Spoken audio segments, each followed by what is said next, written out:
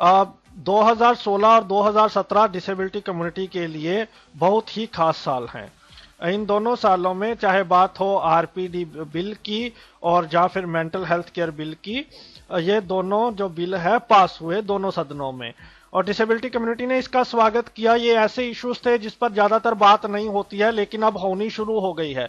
7 अप्रैल 2017 को जो mental health care act को नोटिफाई कर दिया गया। इसको एक गेम चेंजर माना जा रहा है person with mental illness candidates के लिए। तो इसमें काफी सरकार ने बात की है उनको रिहेबिलिटेट करने की, उनको फ्री में ट्रीटमेंट की, उनके राइट्स की और गार्जियनशिप की। तो ये एक हम सबसे पहले तो बहुत मुबारकबाद देते हैं जो स्टेक होल्डर्स हैं, सरकार हैं, जिन लोगों ने मेंटल हेल्थ केयर एक्ट को पास करवाने में बहुत बड़ी भूमिका अदा की है। जी हाँ दोस्तों, नमस्कार। मैं दानिश महाजन, आपका प्रोग्राम बदलता दौर में स्वागत करता हूँ। रेडियो उड़ान पर संडे को हम डिसेबिलिटी इश्यूज पर बात करते हैं। ये पहला रेडियो स्टेशन है जिसपे ये विजुअली इंपेयर्ड कम्युनिटी द्वारा चलाया जाता है और जिसमें हम तमाम डिसेबिलिटीज के इशू को डिस्कस करते हैं। बहरहाल आज बहुत ही इंपॉर्टेंट शो है। आज हम बात कर रहे हैं मेंटल हेल्थ केयर एक्ट की। जो 1987 में मेंटल हेल्थ बिल था वो रिप्लेस हो गया है और अब हमारे पास जो मेंटल हेल्थ केयर एक्ट 2017 है और इसमें केयर शब्द को यूज किया गया है। ये एक बहुत ही पॉजिटिव बात है और इसका सोसाइटी में, कम्युनिटी में वेलकम किया जा रहा है। इस शो में बात करने के लिए हमारे साथ श्रुति डिसेबिलिटी राइट सेंटर की डायरेक्टर शंपा दास गुप्ता जी हैं, जिनसे हम डिटेल्ड बात करेंगे इस एक्ट में क्या की फीचर्स हैं, कैसे इम्प्लीमेंटेशन होगा इसका और क्या खामियां रह गई, इस पर डिटेल्ड बात करेंगे। किस तरीके से राइट्स मिलेंगे पर्सन विद मेंटल इलनेस को। तो मैम, आपका बहुत बहुत स्वागत है प्रोग्राम बदलता दौर में। Thank you Danish. Ma'am, before we start this interview, first of all, we would like to know about yourself. How did you join the Disability Right Group? When did you establish Shruti Disability Rights Center? You are director of that center. Why did you think the need of setting up this Shruti Disability Rights Center? देखो, आज क्योंकि हम लोग mental health के ऊपर बात करेंगे ना, मेंटल हेल्थ केयर बिल के ऊपर, so I will try to give a detail of how I started working. देखो, मैं तो जब कॉलेज स्टूडेंट थी, पहले बहुत छोटी थी, तब से डिसेबिलिटी के ऊपर काम शुरू किया था। तब तो मेरे कोई पर्सनल कोई डिसेबिलिटी के ऊपर कुछ ऐसे नहीं कि कोई फैमिली मेंबर थी, ऐसे कोई कुछ नहीं थी कि मेरे कोई डिसेबिलिटी थी, ऐसे नहीं। ऐसे इंटरेस्ट था तो ऐसे पहले वॉलंटियर किया करता था, फिर it became like full time work, then it becomes you know how this kind of work are very much takes so much of your time, it becomes your whole life actually. You cannot say it's a job also. Exactly. So ऐसे तो पूरा दिन इसमें ही चला जाता है, priority life का ही हो जाता है। ऐसे ही हुआ है। Is there any particular incident in the childhood which inspired you to work for person with disability? ऐसे हो सकता है। हमारा घर में ऐसे हमारा जनरेशन में वर्किंग मदर की, घर के बाहर काम करने वाली माँ तो इतना सारी नहीं होती थी, लेकिन मेरी माँ एक स्कूल टीचर थी और मेरे घर में मेरे के लिए, हमें देखभाल करने के लिए एक लेडी थी, वो डेफ थी। ऐसे बात थी। ऐसे हो सकता है उससे इंटरेस्ट हो गया है कि क्या है, लेकिन ऐसे कुछ स्पेसिफिक रीजन नहीं है। फिर मैं तो काम ज्यादातर काम जो है तो इंटेलेक्चुअल डिसेबिलिटी के ऊपर ही किया है, क्योंकि वही मेरी इंटरेस्ट एरिया थी। जब पहले कलकत्ता में, वो तो मैं तो 20 साल आगे की बात कर रही हूँ, जब पहले first parents group was happening इधर कलकत्ता में, तो उनके साथ काम करना शुरू किया। और जब पेरेंट्स ग्रुप थे तो ऐसे तो कोई स्पेशल स्कूल नहीं थी, हम घर घर जाकर कम्युनिटी वर्क जो जैसे बोलते हैं ना, every I was visiting all the families and getting like all the information, क्योंकि वो तो तब शुरू हो रहा था, नेटवर्क शुरू हो रहा था। अब तो परिवार ऐसे बहुत बड़ा हो गया है ना ये ऐसे नेटवर्क, तो तब 20 years ago it was not there, so I was like part of that ऐसे। फिर जब मेरे शादी होने के बाद हो रही थी, मैं एक ऐसे आदमी के साथ शादी किया है जो मुझे पहली मुलाकात में ऐसे वो उन्हें पता था कि मैं डिसेबिलिटी के ऊपर काम करती थी। तो वो बोला था, देखो मेरे माँ को तो कुछ मेंटल इलनेस है। हम्म।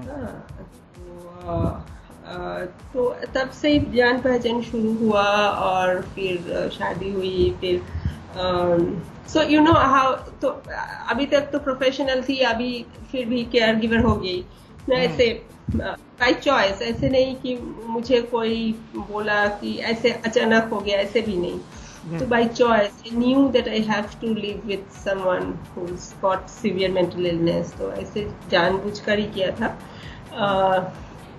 और मुझे ऐसे लग रहे थे, जब मैं श्रुति ऐसे मेरी मदर इन लॉ की नाम भी है, हम्म। तो उनके ऊपर ही ये हम लोग नाम रखा है हमारा ऑर्गेनाइजेशन। तो ऐसे लग रहे थे कि डिसेबिलिटी राइट्स के ऊपर काम ज्यादा नहीं हो रहा है। बहुत सारा सर्विस गिविंग ऑर्गेनाइजेशन है जो सर्विस देते हैं, लेकिन पूरा एडवोकेसी, पूरा राइट्स के ऊपर काम नहीं हो रहा है। तो इसलिए हमने शुरू किया। और हमारा एक मेन प्रॉब्लम जो हमने फेस किया था कि इंफॉर्मेशन ज्यादा लोगों को पास नहीं था डिसेबिलिटी के ऊपर। तो मैं तो अभी तो इंटरनेट ये सब हो गया है, अभी तो तब तो ऐसे कुछ नहीं थे ना जी। इंफॉर्मेशन बहुत कम था। तो हम लोगों ने जब शुरू किया था, मैं हेल्पलाइन चला दिया था डिसेबिलिटी के ऊपर। तो ऐसे पहले काम ऐसे ही था। अभी हम लोग को ऐसे हेल्पलाइन की जरूरत नहीं लग रहा है, क्योंकि अब इतना सारे कुछ आ गए हैं ना। अब ये व्हाट्सएप, फेसबुक, ट्विटर, इतना सारे इंफॉर्मेशन के या this is exactly what I wanted to know कि उस टाइम पे आपको क्या सबसे बड़े, उस टाइम पे क्या चैलेंजेस थे, और now what are you figuring out कि क्या चेंज हुआ इन 20 सालों में। वो टाइम तो बड़ा टफ था और सेंसिटाइजेशन के लिहाज से भी बहुत टफ था। तो उस टाइम पे क्या था जो अब आपको लगता है कि कुछ तो इम्प्रूव हुआ है? इंफॉर्मेशन तो बहुत ही सर, जब ऐसे हम लोग बात कर रहे थे, अभी भी बात कर रहे हैं ना, ये तो पूरा इंटरनेट के वजह से ऐसे हो सकता है ना। ऐसे पूरा ऐसे आप रेडियो में जो बात कर रहा है, ये प्रोग्राम आप रिकॉर्ड कर रहे हैं। पहले ऐसे तो हम लोग तो कोई एक बार कोई पोस्ट कार्ड लिख देते थे, कोई दूर की गांव से, वेस्ट बंगाल के दूर से गांव से एक पोस्ट कार्ड आए थे, तो हमें रिप्लाई हम लोग करते थे, इतनी मालूम नहीं पड़ता था उन्हें मिले या नहीं मिले, ये भी प्रॉब्लम चैलेंज हो जाता था।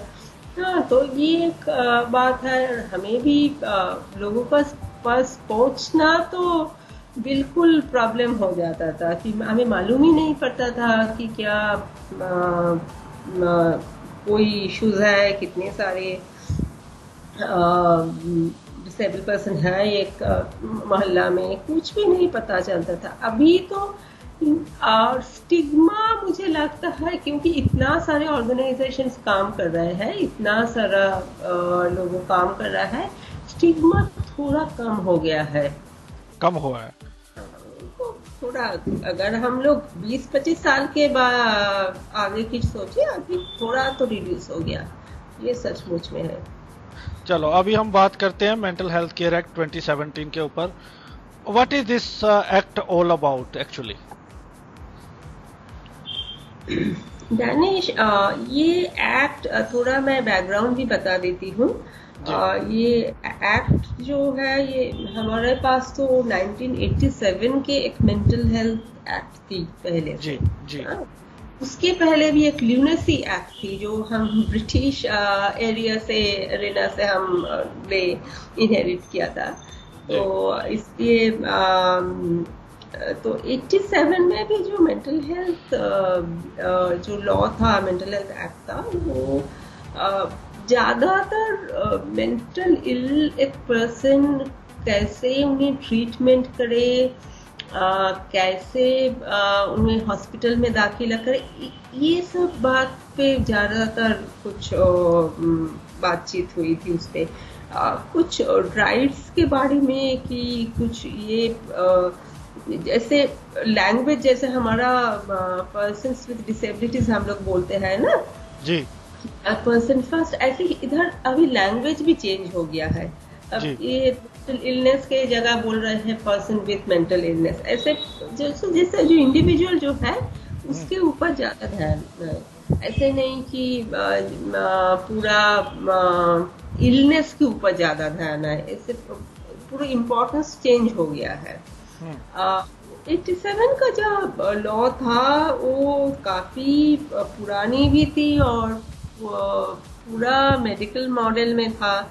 कोई भी हम लोग इतना ज्यादा कि एक मेंटल इल तो कोई भी कभी भी हो सकता है ना। जी जी ये इलनेस है, जैसे फिजिकल इलनेस है, मेंटल इलनेस भी ऐसे ही है, कुछ अलग तो नहीं है। और जी हमारा देश में बहुत बहुत ही अभी स्टैटिस्टिक्स भी बहुत ही बढ़ गई है। ऐसे एक रिपोर्ट हम लोग ऐसे पढ़ रहे थे, वो बोल रहा है कि हमारा देश में जितना लोग, इंडिया में जितना लोग मेंटल इलनेस है वो साउथ अफ्रीका पूरा पॉपुलेशन से ज्यादा है। हाँ, तो ये ऐसे तो हमें एग्जैक्ट नंबर तो कभी पता नहीं चलेगा। हाँ, जी लेकिन 6.5% ऑफ कंट्रीज पॉपुलेशन बोल रहे हैं कि जब 2020 में हम आएंगे तो पूरा इंडिया का 6.5% पॉपुलेशन के कुछ ना कुछ मेंटल बीमारी होगी। ये बहुत ज्यादा वेरी हाई नंबर। और तो इसके लिए तो कुछ ना कुछ करना ही चाहिए, अलग से कुछ करना चाहिए, क्योंकि जो पर्सन्स विद डिसेबिलिटीज हमारा जो 2016 में जो एक्ट आए हैं उधर तो ये तो मेंटल इलनेस तो इंक्लूशन तो है, लेकिन उधर हम लोग इतना कुछ नहीं बोल सकते हैं, इतना कुछ नहीं बोल सकते कि कैसे हम हॉस्पिटल में दाखिला करें, कैसे इनके स्टिग्मा के साथ, इनके स्टिग्मा कुछ अलग सा है। जो एक पर्सन जो ब्लाइंड है कि हियरिंग इम्पेयर्ड है, इनके ऊपर स्टिग्मा कोई अलग सा है, मेंटल इलनेस के ऊपर कोई अलग सा है। जब भी कोई बोल देता है कि इनका मेंटल प्रॉब्लम है, सोच देते हैं इसके पास कुछ नहीं है। ये कोई भी बात का ये हम लोग ऐसे we don't trust a person, तो वो बोल देते हैं तो पागल है, कुछ भी बोल सकते हैं, ऐसे हो जाता है ना। ऐसे तो नहीं है, वो कुछ भी बोलते हैं, ऐसे नहीं है। वो इलनेस में भी कितने तरीका की भी इलनेस हो जाता है, there are different kinds of illness and तो इसलिए ये मेंटल हेल्थ केयर एक्ट आना बहुत जरूरी था। बहुत दिन से मेंटल हेल्थ पे जो काम करते हैं हम लोग, बहुत सारे लोग हैं, हम लोग इसके चर्चा कर रहे थे। और फिर जब यूएनसीआरपीडी आ गए, और आपको मालूम होगा कि rights of persons with disabilities act भी यूएनसीआरपीडी के ऊपर ही आधारित हुआ था। बिल्कुल। तो हम लोग बहुत सारी मांग कर रहे थे, तो ये मेंटल हेल्थ एक्ट भी चेंज करना चाहिए। ऐसे नहीं हो सकता है कि एक ही लॉ नहीं रख सकता है। जो तब सरकार ने मान भी लिया था, गवर्नमेंट मान लिया था, जैसे कमेटी, जैसे ये डिसेबिलिटी लॉ के ऊपर हुआ था, ऐसे ही मेंटल हेल्थ में भी हुआ था, कमेटी हुआ है, चर्चा हो रही थी बहुत दिन से। लेकिन बात ये है कि मेंटल इलनेस एक ऐसे बात है, मेंटल हेल्थ एक ऐसे चीज है, इसमें डिसेबिलिटी भी कुछ है, इसमें हेल्थ के ऊपर भी कुछ बात है, सोशल इश्यूज भी आ जाते हैं, तो बहुत कॉम्प्लेक्स तरीका की एक चीज है ये जी। इसको ही मैं थोड़ा सा लिसनर्स को आप समझाएं कि पहले आपने कहा ये mental person with mental illness है, फिर इसका आरपीडी बिल में भी जिक्र है एज ए डिसेबिलिटी। तो अगर लिसनर्स ने इसको समझना हो तो हम इसको क्या समझेंगे, इज इट ए डिसेबिलिटी और अ इलनेस?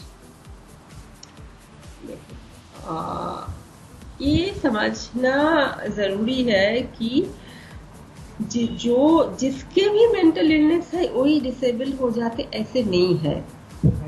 लेकिन बहुत सारे लोग जिसके मेंटल इलनेस है उसको डिसेबल हो सकता है, क्योंकि हमारे देश में इतना ऐसे जो जैसे बैरियर्स है, तो डिसेबिलिटी तो हम लोग बैरियर के ऊपर निर्धारण करते हैं ना। All the things that we are saying disability is something, it depends on the societal barriers. ये तो हमारा नया कानून में भी ऐसे ही है, यूएनसीआरपीडी में ये डेफिनेशन है। तो ऐसे सोशल बैरियर्स बहुत ज्यादा है, इनके ट्रीटमेंट नहीं मिलते हैं, इनके ऊपर उनका फैमिली इतने मानने के लिए तैयार नहीं होते हैं, और मेडिकल ट्रीटमेंट भी अवेलेबल नहीं है।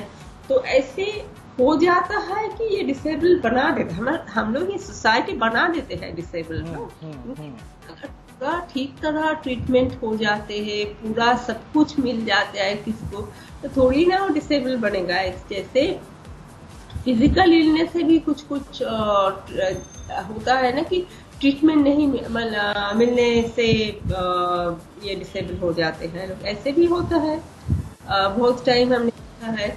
और मेंटल इलनेस हमारा देश में तो बहुत ही एक गहरा प्रॉब्लम है ना। ये एक बात है कि हमारा देश में प्रोफेशनल्स प्रॉपर नहीं है जो इनके ट्रीटमेंट नहीं कर सकते हैं। हमारे संख्या, ये नंबर ऑफ पीपल नहीं है, और ये गवर्नमेंट ऑफ इंडिया भी मानते हैं कि हमारे यहाँ ऐसे नहीं है। पूरा अब गवर्नमेंट डेटा आप देखेंगे तो बोलते हैं कि पूरा देश में कोई लगभग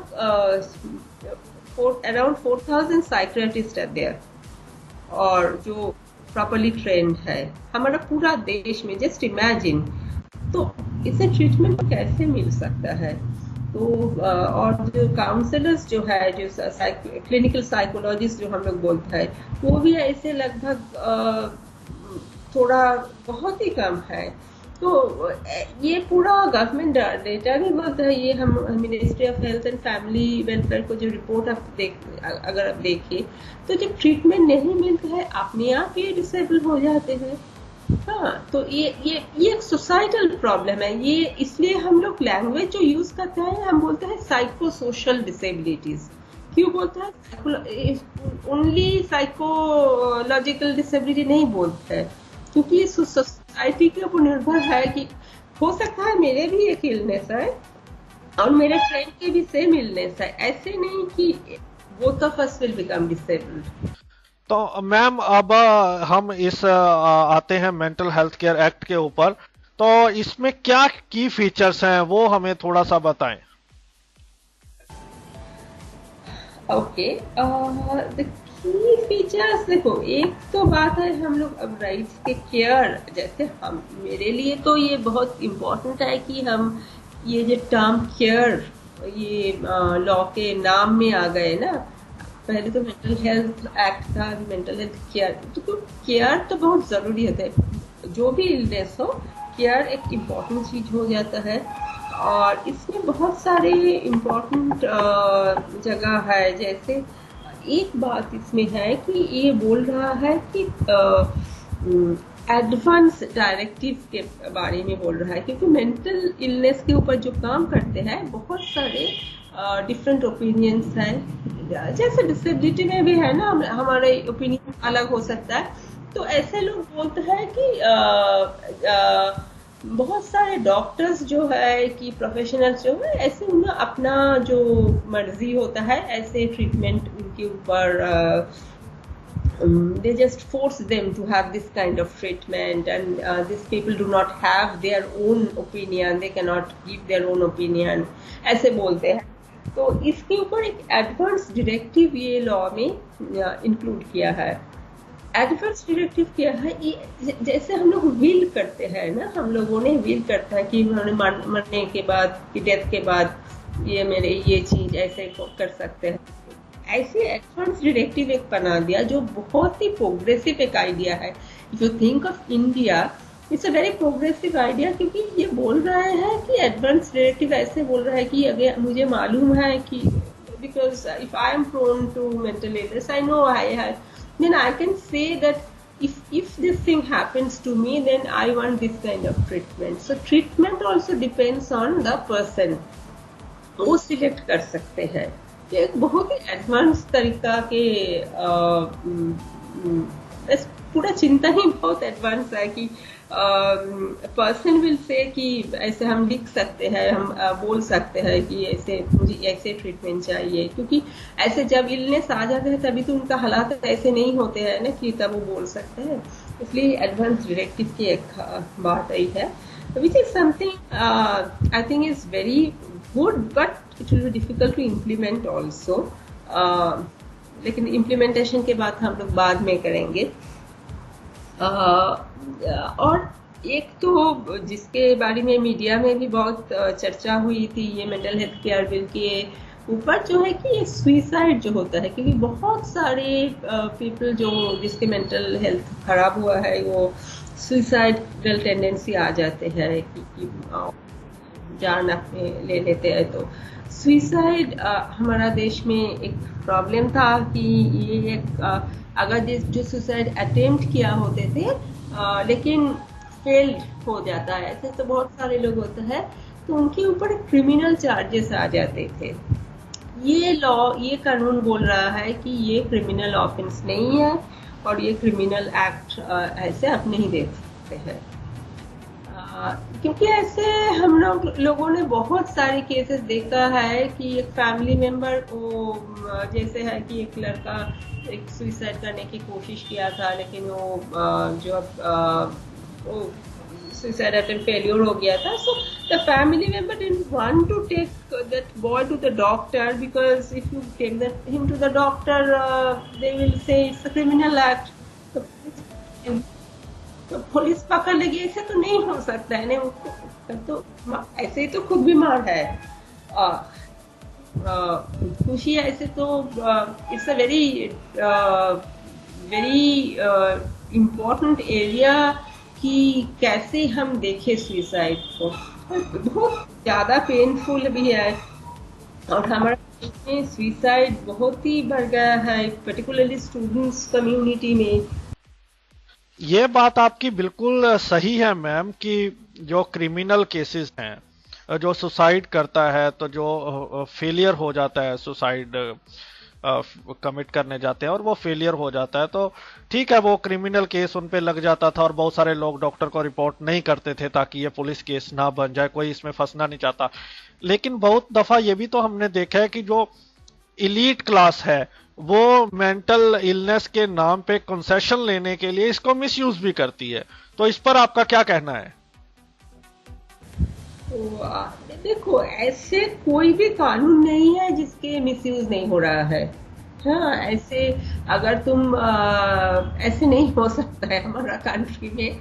हाँ, ऐसे तो all kinds of frauds and corruptions are happening. And अगर हम लोग चोरी या डकैती की भी जो लॉ है, कानून है, उसके ऊपर भी मिसयूज हो रहा है. And it also depends on also the class is something very important, क्योंकि आप क्लास के बात में किया था ना, तो इसे क्लास इज वेरी इम्पोर्टेंट. क्योंकि हमेशा सफर कौन करता है? जो एक्चुअली बहुत ही गरीब आदमी होते हैं कि उनके पास पैसा भी नहीं होता है, जानकारी भी नहीं होते हैं. सिर्फ पैसा नहीं है, जानकारी में भी तो जरूरत होती है, यानी कि where do I go for help, कोई डॉक्टर मुझे सलाह दे या नहीं. क्योंकि हमेशा अभी हम लोग गांव में जाते हैं कि इवन कलकत्ता की जो स्लम्स एरिया होता है, हमेशा बहुत सारी हम लोग देखे हैं कि मेंटल इलनेस का जो प्रॉब्लम आ जाता है, तो बहुत सारे लोग अभी भी उन्हें वो जो बोलते हैं ना कि झाड़ फूक ऐसे करा लेते हैं. हाँ, ट्रीटमेंट, प्रॉपर ट्रीटमेंट के नहीं जाते हैं, तो ऐसे वो बोलता है कि वो भूत ने पकड़ लिया है, ऐसे कुछ बोल देते हैं. जो सरप्राइजिंग बात है कि वो ये है मैम कि बहुत सारे जो वेल एजुकेटेड है, वेल क्वालिफाइड है, वो भी अपने बच्चों को पहले डॉक्टर के पास लेके नहीं जाते, सबसे पहले कोई तांत्रिक बाबाओं के पास जाते हैं कि क्या पता वहां से ठीक हो जाए. हाँ, कुछ हो गया तो ऐसे तो उनके मेडिकल हेल्प के बगैर, जैसे जो होता है कि रिलीजियस प्लेस के साथ बहुत लोग बोलते हैं कि ये रिलीजियस प्लेस जाने तो एक बात है, लेकिन ये मंदिर में जाने से तो ये ट्रीटमेंट नहीं मिलता है उनका. ऐसे बहुत सारे होते हैं. आपको मालूम होगा इरवादी में क्या हुआ था, इरवादी की ट्रेजेडी आपको मालूम है क्या? नहीं मैम, मैं अवेयर नहीं हूँ इस इंसिडेंट से। अच्छा, ये 6 अगस्त ऐसे 15 साल पहले तमिलनाडु में इरवादी करके एक दरगाह है, जहाँ वो जैसे लोग सोचते थे कि उधर अगर अब हमारा फैमिली में कोई पागल हो गया है उधर छोड़ देते तो वो ठीक हो जाएगा, ऐसे एक बिलीफ था। तमिलनाडु में एक जगह है, तो ये हुआ था। तो ऐसे तो लोग तो तुम ऐसे नहीं छोड़ सकते, वो क्या किया था तो उनके ऐसे पाँव में कुछ चेन बांधकर वो दरगाह के, इरवादी दरगाह के पास वो छोड़ देते थे। और अचानक रात को आग लग गई थी वो दरगाह में, और ऐसे मेंटली इल 20 और 21 2021 पीपल दे जस्ट डाइड, क्योंकि वो तो चेन बंधा हुआ था ना, तो they couldn't run away. Just imagine, ऐसे लोग तो अपना विश्वास के ऊपर उधर छोड़ गए थे उनका फैमिली मेंबर कि ये मंदिर में दरगाह में रहे तो ठीक हो जाएगा। बिल्कुल सही बात है मैम आपकी। और ये सिर्फ एक दो राज्य में नहीं है कि बंगाल की बात करें, तमिलनाडु की बात करें, थ्रू आउट द इंडिया, चाहे बात पंजाब हिमाचल में, हमने खुद देखा है कि लोग अभी भी इन मान्यताओं में विश्वास करते हैं। बहरहाल, लेकिन अब ये तो दो तीन बड़े पॉइंट आपने बताए, और इस बिल में की फीचर्स में क्या है? हाँ, तो बिल के बारे में ये हम लोग जो ये चेनिंग के बारे में बोल रहे हैं ना, ये इरवादी में जो चेनिंग हुआ था, ये बिल में ऐसे डिटेल में लिखा हुआ है आप चेन बात कर नहीं रख सकते हैं अगर आपके घर में कोई मेंटल इल पर्सन है। कि हॉस्पिटल में बहुत सारी हम लोग देखते हैं कि ये सॉलिटरी जो कन्फाइनमेंट जो बोलते हैं, ये हॉस्पिटल में डाल देते हैं एक कमरे में, जैसे प्रिजन की तरह पूरा कर देते हैं। ये तो ठीक नहीं है, अब तो ऐसे कर नहीं सकते, क्योंकि ये तो ट्रीटमेंट के लिए आया है, ये तो प्रिजनर नहीं है। लेकिन ऐसे बहुत सारी होते हैं, इनके ऊपर भी बिल में क्लियरली लिखा हुआ है कि अपने ऐसे नहीं कर सकते हैं, और अगर कोई करे तो क्या क्या पनिशमेंट होगा ये भी बोल रहे हैं। और एक बहुत ही इम्पोर्टेंट जो चीज इधर है ये मेंटल हेल्थ केयर एक्ट में, वो हम लोग छोटा करके ईसीटी बोलते हैं, वो अगर कॉमन पीपल ये इनके बोलते हैं इलेक्ट्रिक शॉक। आपको मालूम होगा कि इलेक्ट्रिक शॉक देकर हम लोग बोलते हैं कि ये पागल जो इलेक्ट्रिक शॉक दे दो ठीक हो जाएगा। लेकिन ये ऐसे तो इंडिया तो पूरा इतना बड़ा कंट्री है, कई कई जगह कुछ भी हो रहा था। कहीं ट्रीटमेंट इलेक्ट्रिक शॉक दे देते थे, लेकिन उसके बिना एनेस्थेसिया के बगैर दे सकते थे ऐसे, विच इज वेरी ट्रॉमेटिक। तो बहुत ही पेनफुल है, क्योंकि ये इसके ऊपर भी बहुत चर्चे हुए हैं पूरा, सिर्फ इंडिया नहीं पूरा वर्ल्ड में ही ये हाँ ईसीटी के ऊपर बहुत सारे काम हो रहा है। तो ये पॉजिटिव भी कुछ रिजल्ट्स हुआ है, कभी नेगेटिव भी हुआ है, बहुत सारे काम भी हो रहा है, डिस्कशंस भी हो रहा है। तो ये ने बोला कि आप अगर एनेस्थेसिया तो देना जरूरी है, और कंसेंट का देना जरूरी है। अगर कोई बच्चे है माइनर है तो उनका फैमिली मेंबर कोई ना कोई तो कंसेंट की जरूरत होती है कि, और आप एनेस्थेसिया के बिना ये ईसीटी नहीं दे सकते हैं। तो ऐसे लग रहा है एक तरीका से ट्रीटमेंट के ऊपर ये मेंटल हेल्थ केयर एक्ट बात कर रही है, और अलग तरह से हम लोग देख रहे हैं स्टिग्मा के ऊपर भी बात कर रहे हैं। हाँ, स्टिग्मा के ऊपर भी बहुत सारे ऐसे कैसे स्टिग्मा हम लोग दूर करें। तो क्या ये बिल गार्जियनशिप के ऊपर भी बात कर रहा है? मैंने पढ़ा था कि गार्जियनशिप पे भी ये बिल काफी बात कर रहा है, तो इस पर आप क्या कहेंगी? हाँ, गार्डियनशिप के बारे में भी इसमें है, क्योंकि कभी कभी ऐसे हो जाता है कि मेंटल इल जो पर्सन है, सभी लोगों में, फिर से बोल रही हूँ सभी लोगों में नहीं, कुछ लोगों में हो जाता है, वो उनका कंसेंट देने का क्षमता नहीं रहते हैं, they are not able any more to take a decision. ऐसे कभी कभी हो जाता है, not always. So there have to be some kind of ideology where who can take a decision on my behalf if I become ill, if I cannot take decision. तो इसके ऊपर भी बहुत लोग खुशी नहीं है, क्योंकि वो बोल रहे हैं नहीं सभी टाइम ये जो इंडिविजुअल है उनके साथ ही जो लीगल कैपेसिटी के जो बात हुआ है हमारा वो आरपीडी बिल में भी है ना, राइट। तो बहुत सारे लोग बोलते हैं नहीं ये खुश नहीं है हम लोग ये, लेकिन गार्डियन तो कभी कभी Danish practical when you go to the practical we know that कभी कभी गार्डियन भी जरूरत हो जाती है, क्योंकि डिसीजन सभी टाइम अगर इलनेस इतना ज्यादा हो गई है वो कोई डिसीजन नहीं ले पा रहा है तो किसी तो हम कुछ बात करना चाहिए, किसी की कोई फैमिली मेंबर हो या और कोई हो, ऐसे नहीं होने से तो प्रॉब्लम हो जा सकता है। इसलिए गार्डियनशिप के बाद भी मेंटल हेल्थ केयर बिल में डाल लिया है।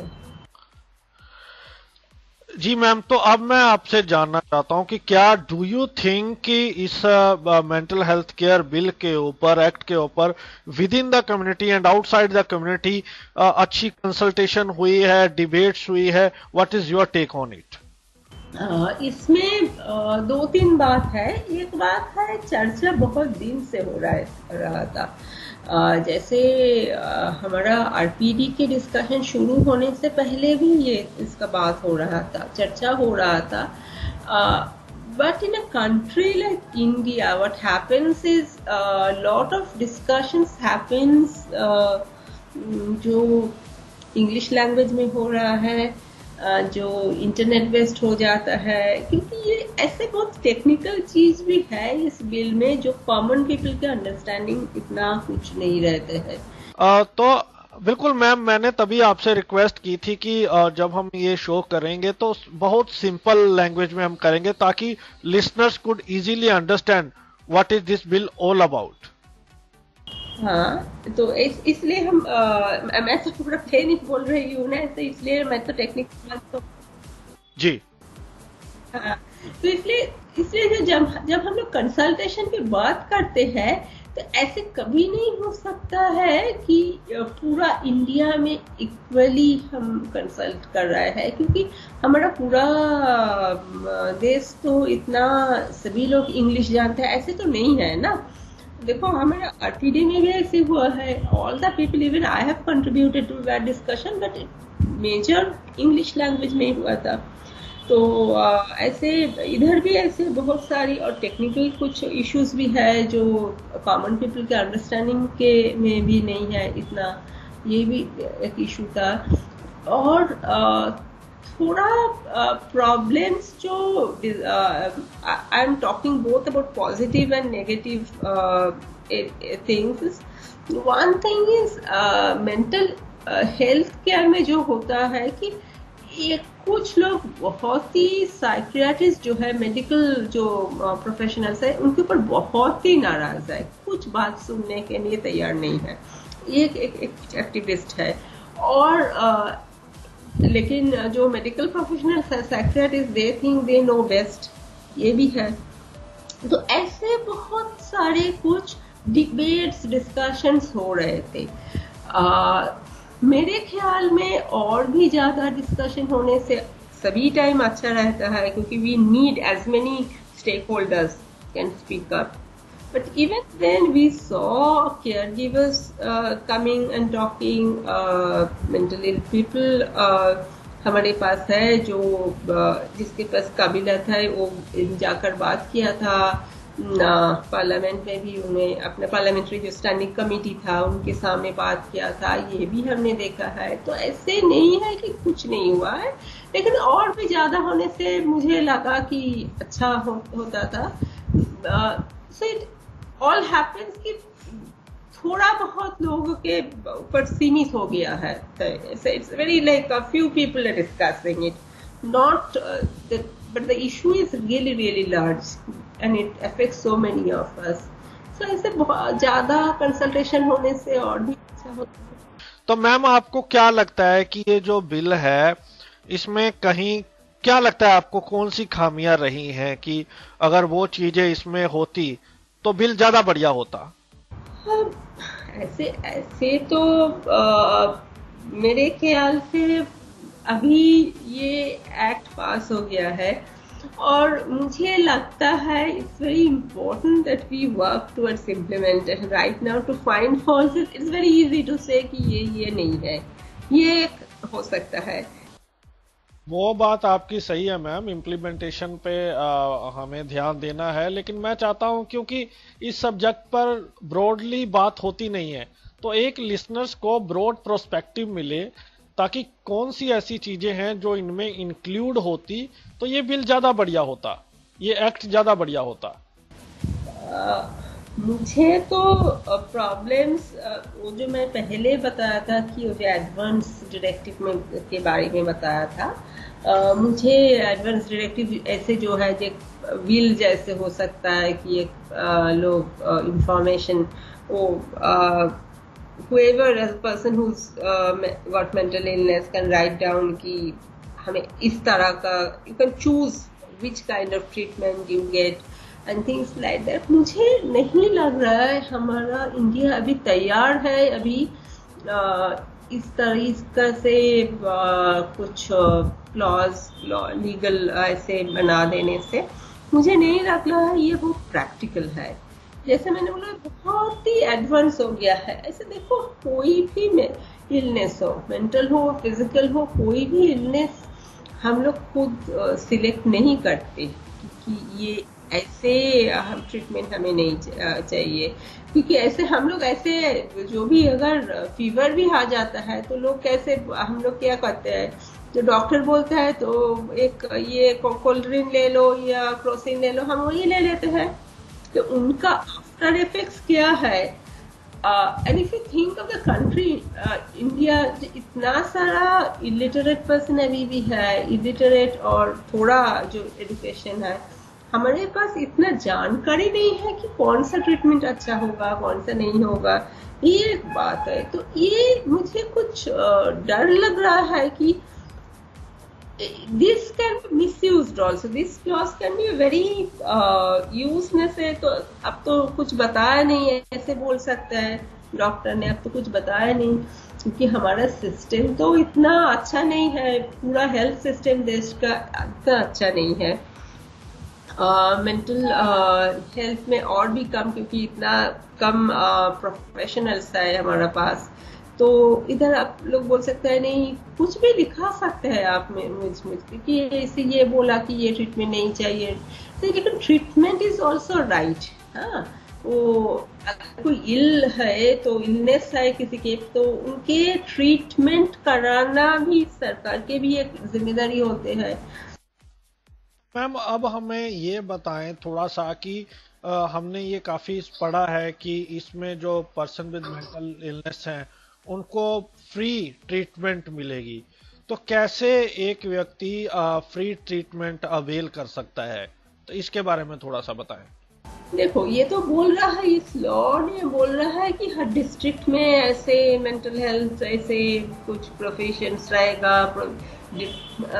every district will have this specific kind of places where you can go, and it talks not only about who have a BPL card, you can even get even if you do not have a BPL card, आपके free treatment मिलेगा, ऐसे बोल रहे हैं। लेकिन ये practical किस तरह है यही सोचना है। इसलिए हम लोग जैसे बोल रहे हैं कि जब हम लोग एक लॉ बना लेते हैं तो वो प्रैक्टिकल साइड भी कुछ सोचना चाहिए ना। ऐसे नहीं कि मैं कुछ वो फ्यूचर के बारे में सोचकर एक लॉ बना लेते हैं, लेकिन ये इम्प्लीमेंटेबल नहीं है, क्योंकि हमारे डिस्ट्रिक्ट में कहाँ इतना सारे प्रोफेशनल्स नहीं है, इतना ऐसे डॉक्टर नहीं है, काउंसलर्स नहीं है, कुछ भी नहीं है। और फ्री ट्रीटमेंट कहाँ से मिलेगा? ये तो हर डिस्ट्रिक्ट में प्रॉपर प्राइमरी केयर हॉस्पिटल भी नहीं है। तो इस तरह से ये कॉम्प्लेक्स इशू है। मेंटल इलनेस ऐसे नहीं कि जो भी है वो ट्रीटमेंट कर दे सकते हैं, ऐसे तो नहीं है। तो इसलिए these are the problems that one need to work on. फिर ऑल्सो ये लॉ में केयर गिविंग के बारे में भी कुछ बात कर रहा है, वो अच्छा आया है, क्योंकि केयर गिवर्स भी की कुछ रिक्वायरमेंट्स होते हैं। रिहैबिलिटेशन के बात कर रहे हैं कि कैसे ये रिहैबिलिटेट करेंगे, कैसे पर्टिकुलरली स्टिग्मा के ऊपर बहुत इम्पोर्टेंस है कि स्टिग्मा हम लोग ऐसे कैसे चेंज करेंगे। लेकिन ये स्टिग्मा जो है ये लीगली हम कैसे कर सकते हैं, ये एक प्रॉब्लम है। मैम ये बताएं कि इस बिल में जो पर्सन्स विद मेंटल इलनेस है उनको रिहैबिलिटेट की बात किस तरीके से की गई है, और इंडिया में हमने देखा है कि जो होम चल रहे हैं पर्सन्स विद मेंटल इलनेस की, वहां पर भी जो सिचुएशन है बहुत पथेटिक है। तो इंडिया में ओवरऑल आपको क्या सिनेरियो दिख रहा है पर्सन्स विद मेंटल इलनेस के लिए? सिनेरियो अभी तो कुछ अच्छा नहीं है। मेंटल हेल्थ को जो इंडिया में जो सिनेरियो है अभी कुछ भी अच्छा नहीं है। जितने सारे रिहैबिलिटेशन होम्स के आप बात कर रहे हैं, बहुत ही बुरा हाल है, कुछ ना कुछ। जी बिल्कुल, अभी पिछले दिनों हमने आशा किरण में देखा किस तरीके से खबरें आई और कितना बुरा हाल है वहां पे। हाँ, और जैसे हम लोगों ने तो कलकत्ता में गवर्नमेंट हॉस्पिटल में बस एक हम लोग एक काम किया था कि उधर एक प्रॉपर बाथरूम ही, वो जो जैसे ये सरकारी अस्पताल था, ये रिहैबिलिटेशन होम भी नहीं था, अभी भी है ये हॉस्पिटल, पावलोव मेंटल हॉस्पिटल है। इधर एक पूरा शहर विद इन सिटी, और ये हॉस्पिटल में वो जो मेंटली इल पेशेंट्स था, ये आदमी हा और औरत हो, उनके वो बेडिंग जो होता है ना, उनके पूरा सभी के सामने ओपन कराते थे, कुछ प्राइवेसी भी कुछ नहीं थे। ऐसे हम लोगों ने बहुत हमारा ऑर्गेनाइजेशन में PIL किया था और कोर्ट में जाकर लड़े, फिर भी उन्हें प्रॉपर टॉयलेट बना, ऐसे ही बात जाता है। और ये है कि अगर कोई खबर आ जाते हैं बाहर, तब हम लोग कुछ बस हल्ला गुल्ला करते हैं, लेकिन डेली जो डिस्क्रिमिनेशन हो रहा है इसके ऊपर हम लोग ज्यादा बात नहीं करते हैं ना। मीडिया का क्या रोल देखती हैं? हमने देखा कि मीडिया कवर करता ही नहीं है। मेंटल हेल्थ केयर एक्ट की बात हो, या RPD हो, प्रिंट में बेशक थोड़ा बहुत आया है, लेकिन इलेक्ट्रॉनिक मीडिया में एक भी डिस्कशन हमको नहीं देखने को मिली, जबकि मीडिया एक क्रूशल रोल अदा कर सकती है लोगों को सेंसिटाइज करने में। 800 से ज्यादा चैनल्स हैं हमारे पास, तो एक जबरदस्त तब्दीली आ सकती है, लेकिन they are not sensitive towards person with disability. What is your take on it? ये तो बिल्कुल सही बात है। मीडिया तो ऐसे इधर बहुत सारे मीडिया जो जब भी उनका कोई इश्यूज होता है तो हमने फोन कर लेते हैं, संपादी ये बताइए वो बताइए। लेकिन जब हमारा RPD भी पास हुआ था, अभी मेंटल हेल्थ केयर एक्ट भी पास हुआ है, हमने बताया कि एक थोड़ा प्रोग्राम आधा घंटा के लिए प्रोग्राम ही करो। अगर देखो एक TV चैनल में आ जाए कि मेन स्ट्रीम कोई न्यूज़पेपर में एक बड़ा आर्टिकल आ जाए तो इम्पोर्टेंट हो जाता है ना, तो लोग सुनते नहीं, अच्छा देखेंगे, ऐसे बोल दिया, दे आर नॉट इंटरेस्टेड। ये हमारा सेक्टर के भी कुछ फेल्योर मुझे लगता है। हम लोग थोड़ा मीडिया एडवोकेसी इतना कर नहीं सकते, क्योंकि इतना सारा काम है शायद। और डिसेबिलिटी या मेंटल हेल्थ, तो ये अगर कोई ऐसे कुछ हुआ है कि कुछ रेप हो गया है, कि कुछ बहुत सारी डेथ हो गया है, तभी न्यूज में आएंगे। जनरल जो डिस्क्रिमिनेशन एवरीडे होता है, उनके ऊपर कोई न्यूज नहीं होता है, कोई कवर नहीं करता है, तो ये एक प्रॉब्लम है। और मीडिया इज नॉट इंटरेस्टेड। अगर मीडिया कुछ हल्ला करते हैं तभी तो कुछ चेंजेस आता है ना, ये भी तो होता है। तो मैम अब इम्प्लीमेंटेशन की आप बात करी थी, तो इम्प्लीमेंटेशन स्टिग्मा जो पार्ट है उसको रिमूव करने के लिए जब मीडिया सहयोग नहीं करेगी, तो कैसे आपको लगता है कि ये स्टिग्मा जो है वो सोसाइटी से दूर होगा, और आपको क्या लगता है इम्प्लीमेंटेशन इसकी कैसे पॉसिबल है? बहुत ही बड़ा चैलेंज है। मुझे कुछ ऐसे डिरेक्शन नहीं, particularly if I talk only about the stigma part ना, अगर एक स्टिग्मा पार्ट जो ये कानून ने बोला कि स्टिग्मा के ऊपर काम करेंगे, तो कैसे हम स्टिग्मा के चेंज करें? अगर मीडिया में कोई बात नहीं हो रहा है, कहीं पे कोई बात नहीं हो रहा है, how do you reach out to people? ऐसे तो नहीं होता है कि थोड़ा हमारा जो सेक्टर है बहुत क्लोज सेक्टर है, ये मानना पड़ेगा। जो डिसेबिलिटी मेंटल हेल्थ जो सेक्टर है, और अगर मेंटल हेल्थ भी कुछ अलग हो गया है, इवन दो डिसेबिलिटी में है वो भी कुछ अलग हो गया है, ऐसे हमारा सेक्टर भी क्लोज और छोटा सेक्टर है। ऐसे नहीं कि हम लोग बहुत सारी बात कर सकते हैं। सरकार और थोड़ा बजट भी बढ़ाना चाहिए इसके ऊपर। हमारा जो टोटल बजट यूनियन जो बजट है, तो उसके 0.16% गोज फॉर मेंटल हेल्थ, तो ये भी बहुत कम है। तो थोड़ा काम सभी को एक साथ करना होगा। ऐसे नहीं कि only government can change, because society also have to change. एक लॉ तो ऊपर से आ जाता है ना, क्योंकि एटीट्यूड चेंज करने के लिए बहुत सारा काम करना पड़ता है। और जैसे हम लोग ऐसे कर रहा है कि जैसे मेरे जो मेंटल इलनेस है, मैं ओपनली बात करती हूँ उसके ऊपर। अगर ओपनली हम सभी लोग बात करें तो कुछ लोग ऐसे सोचते हैं अच्छा चलो ठीक है, तो ये then they try to understand what is the issue, and because if you don't talk about it then again it becomes very like ये तो छुपाने के बात है, इसके बारे में कोई बात नहीं करते हैं। तो ऐसे कुछ ऐसे हैशटैग आई एम नॉट। तो मैम ये बताएं कि क्या जो पर्सन विद मेंटल इलनेस है वो जॉब करते हैं उनको, क्योंकि हमने देखा नहीं है, बहुत सारे लोग पूछते हैं कि क्या ये जॉब कर सकते हैं, तो आप थोड़ा सा इसके बारे में बताएं। क्या इसके लिए कोई रिजर्वेशन का प्रावधान है इसमें, तो इसके बारे में आप थोड़ा सा बताएं।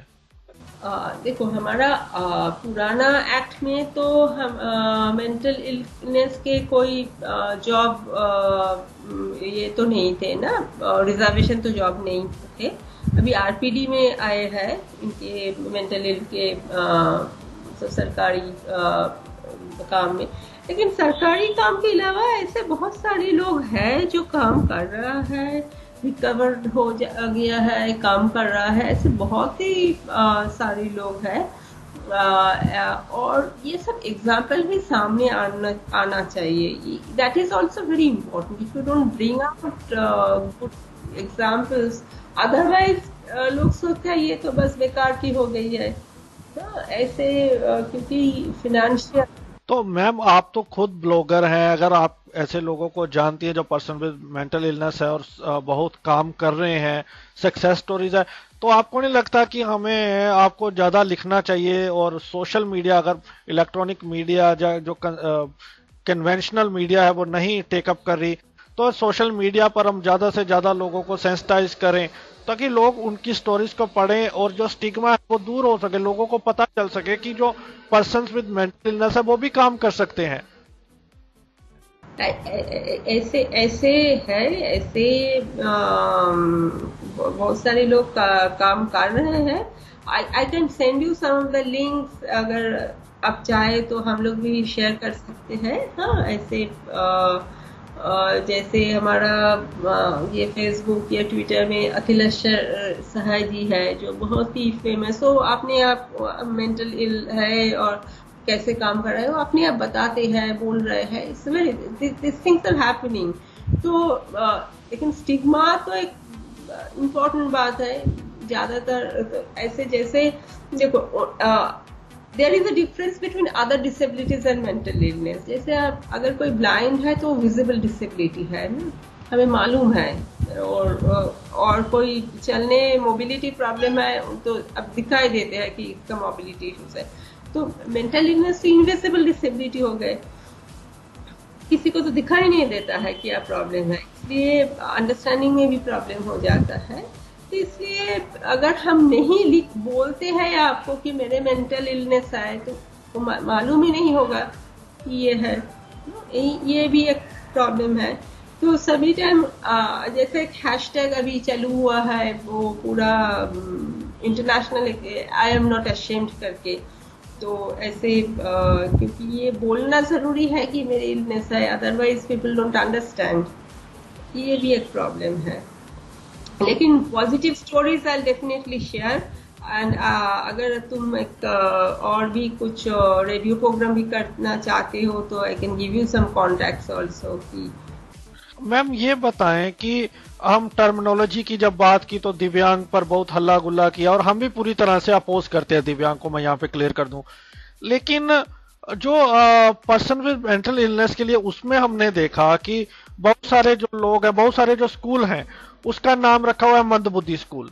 तो ये सोसाइटी में एक नकारात्मक जो सोच जाती है कि जो लोग काम कर रहे हैं कम्युनिटी में उनको लोगों को सेंसिटाइज करना चाहिए और वो ही स्कूल लगाते हैं मंदबुद्धि। वही हम उड़ान अवेयरनेस कैंपेन के लिए गए थे तो वहां पर कई लोग हमें मिले, वहां पर उन्होंने बोला ये पागलों का स्कूल है। तो मैंने उनको बोला कि आप ऐसा क्यों बोल रहे हो, तो उन्होंने कहा देखो इनके स्कूल का नाम इन्होंने खुद ही मंदबुद्धि रखा हुआ है। तो आपको नहीं लगता कि जो कम्युनिटी में है, जो लोग ऑर्गेनाइजेशंस को चला रहे हैं, कम से कम वो ढंग का नाम रखें, उनको समझ आनी चाहिए कि वो क्या कर रहे हैं। ये कई नाम रख सकते हैं, ये मंदबुद्धि, तो इस पर कभी किसी ने आवाज नहीं उठाई कम्युनिटी में। तो आपको नहीं लगता ये चीजें भी बहुत मैटर करती हैं? मुझे तो लगता है हमारा डिसेबिलिटी सेक्टर के ही अवेयरनेस बहुत कम है। We don't know what we are talking about. ये हम लोग जो स्पेशल नीड्स करके इतना चिल्लाया है, तो इतना स्पेशल कर दिया है हम लोगों ने, तो ऐसे पीपल, कॉमन पीपल तो डर जाता है। ये तो बहुत ही इम्पोर्टेंट है। व्हाट आर द, ये जो डिफरेंटली एबल्ड है, स्पेशल एबल्ड है, तो आप किस किस को सेंसिटाइज करेंगे? ये तो अलीट, जो डिसेबिलिटी कम्युनिटी की एक अलीट क्लास है, वहां से आते हैं और ये अननोटिस्ड और अनचैलेंज चले जाते हैं। तो एक दो शब्द पर तो हम हल्ला गुल्ला करते हैं, लेकिन ओवरऑल आप किस किस को समझाएंगे? क्योंकि ये हमारी जो डिसेबिलिटी कम्युनिटी की एलीट क्लास से ऐसे शब्द आते हैं। हाँ, ऐसे बहुत सारी, हम लोग जब भी बहुत सारी वर्कशॉप्स या ट्रेनिंग में जाते हैं and we say we are not using words like differently abled and special challenge and so और ऑडियंस से पार्टिसिपेंट्स बता देते हैं। लेकिन बस ऐसे ही तो अलग ऑर्गेनाइजेशन से आए थे, वो तो बोला था यही लैंग्वेज यूज करने के लिए, आप ऐसे अलग से बोल रहे हैं। हमारे बीच में भी तो अंडरस्टैंडिंग क्लियर नहीं है। Disability is not only a charity issue, ये पॉलिटिकल इशू भी है। और पॉलिटिकल इशू नहीं कर सकते आप तो आप तो ये राइट वर्ड्स, इसलिए इट्स वेरी इंपॉर्टेंट। पूरा कौन सा वर्ड आप यूज करें, इसलिए बहुत इंपॉर्टेंट हो जाता है। तो मैम अभी हमें ये बताएं कि श्रुति डिसेबिलिटी राइट सेंटर क्या क्या काम कर रहा है? श्रुति तो ऐसे हम लोग कोई सर्विस तो नहीं देते, हम पूरा अभी तो पूरा पॉलिसी और लॉज के ऊपर ही काम करते हैं और सभी तरह का डिसेबिलिटी के ऊपर ही काम करते हैं। ऐसे नहीं कि we don't concentrate on specific kind of disabilities, लेकिन हमारा, मेरे पर्सनल इंटरेस्ट भी जेंडर के ऊपर ज़्यादा है। जेंडर और जो वुमेन है, वुमेन के उसके साथ हम लोग ज़्यादा काम करते हैं। Particularly violence on women with disabilities के ऊपर हम लोग बहुत काम किया है। हमारा, आपको मालूम होगा, रेप लॉज में भी जो चेंज आया था, तो उसके ऊपर भी हम लोग काम किया था। बहुत सारी केस स्टडीज हम वर्मा कमेटी को दिया था और उसके बाद चेंज हुआ था। तो ऐसे डायरेक्ट हेल्प, डायरेक्ट सर्विस तो हम लोग नहीं करते हैं, एडवोकेसी के काम ही करते हैं। लेकिन कोई चाहे तो हमें तो ईमेल कर सकते हैं या फोन कर सकते हैं। तो एक बार मैम अपनी ईमेल आईडी और फोन भी अनाउंस कर दे, जो ऑफिस का फोन नंबर है, ताकि लिसनर्स जो आप कम से कम लीगल ओपिनियन जो आप देते हैं, तो वो बहुत सारे लोगों को लीगल ओपिनियन लेना होता है और उन्हें पता नहीं होता किससे बात करें डिसेबिलिटी इश्यूज पे। तो आप एक बार बता दीजिए अपनी ईमेल आईडी और फोन नंबर, ताकि लीगल ओपिनियन के लिए लोग आपसे फोन कर सके। Yeah, we try to. We do not have we are not a funded organization. हमारे पास इतना फंड नहीं है कि हम लोग एक लीगल पूरा केस करें, लेकिन हम लोग लीगल एडवाइस तो दे सकते हैं और कनेक्ट भी करा सकते हैं। ऐसे लॉयर्स हैं जो प्रो बोनो काम करते हैं हमारे लिए, तो ऐसे कनेक्ट भी करा सकते हैं। ऐसे पर्टिकुलरली नहीं, ठीक है मैम, आप सर्विसेज नहीं देती हैं, लेकिन किसी को अगर लीगल ओपिनियन भी लेना हो तो वो कम से कम ले सके, इसलिए अपनी ईमेल आईडी और फोन नंबर बता दें। ओके, हमारा ईमेल आईडी तो है श्रुति SRUTI shruti.darc@gmail.com।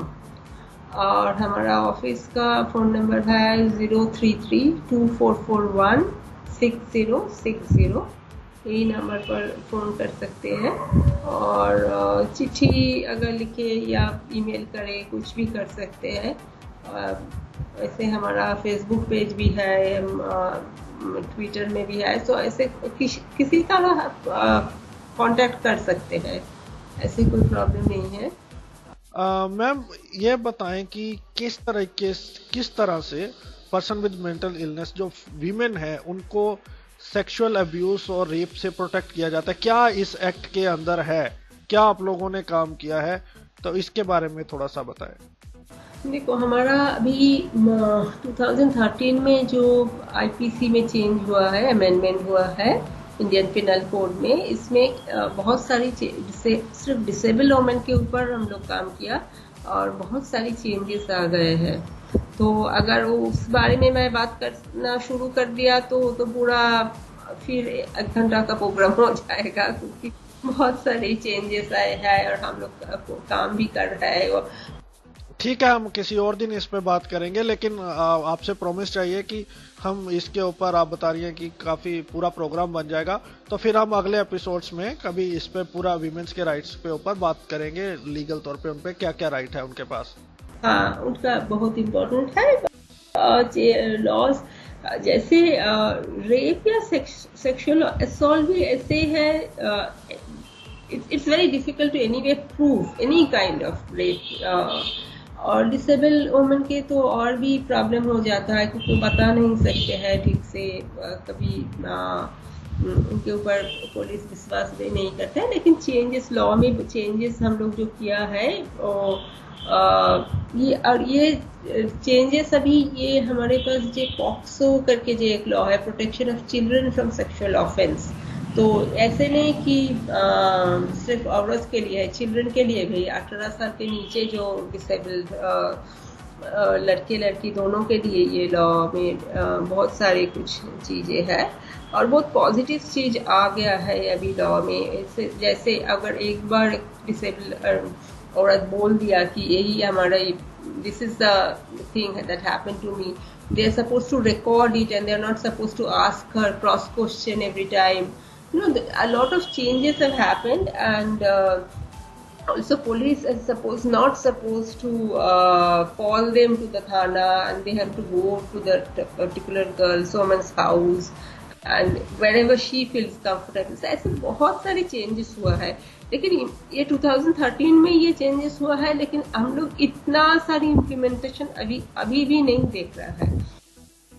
मैम ये बताए कि बहुत सारे हमने ये खबरें देखी कि कई बार ये जो खबरें होती है सेक्सुअल अब्यूज की, वो बाहर ही नहीं आती, क्योंकि कई बार जो जिनको प्रॉब्लम होता है मेंटल इलनेस की, उनके घर से ही कोई जान पहचान रिलेटिव ही निकलता है रेप एक्यूज, और कई बार जो ऑर्गेनाइजेशंस में होते हैं तो वहाँ पे भी जो वहाँ के वर्कर होते हैं वो रेप करते हैं, सेक्सुअल अब्यूज करते हैं। तो how to tackle with these incidents?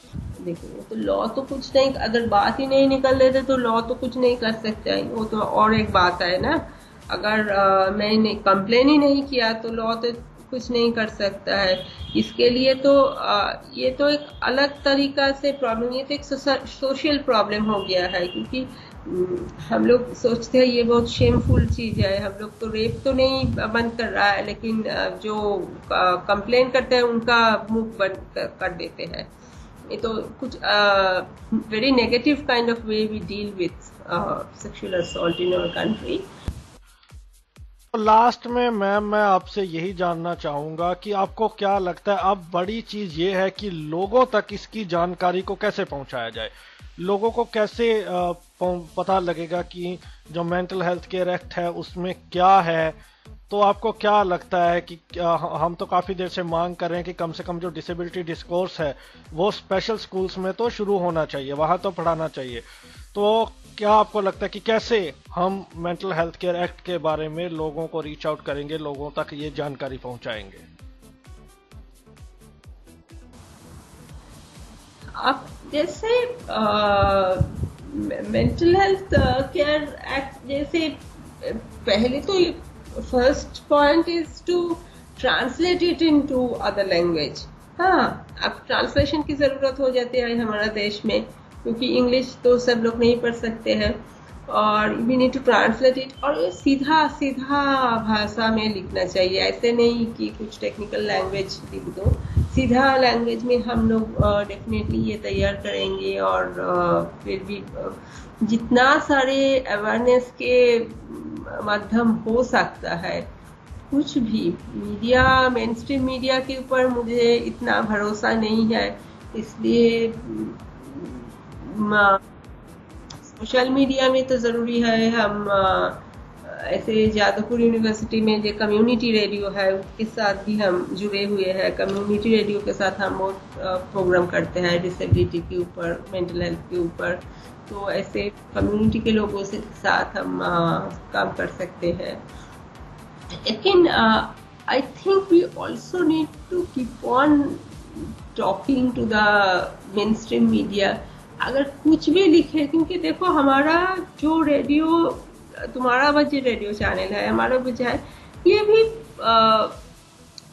Our reach is limited, we cannot reach to thousands and thousands or lakhs of people in one program.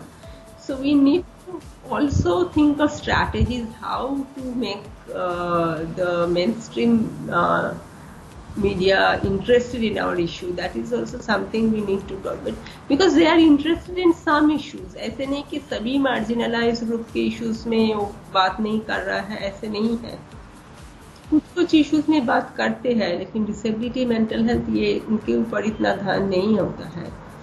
Thank you so much ma'am अपना time देने के लिए। Thank you Danish, it was nice talking to you.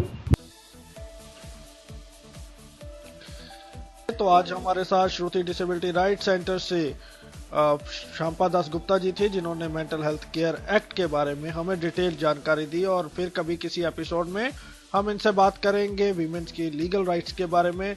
Thank you so much listeners for listening this show. और आपको show कैसा लगा आप www.radiodan.com पे अपने फीडबैक दे सकते हैं। बहरहाल आज के प्रोग्राम में इतना ही, अगले संडे मिलूंगा किसी और पर्सनैलिटी के साथ किसी और इशू पर। तब तक सुनते रहिए रेडियो उड़ान, अ फ्लाइट ऑफ लाइफ।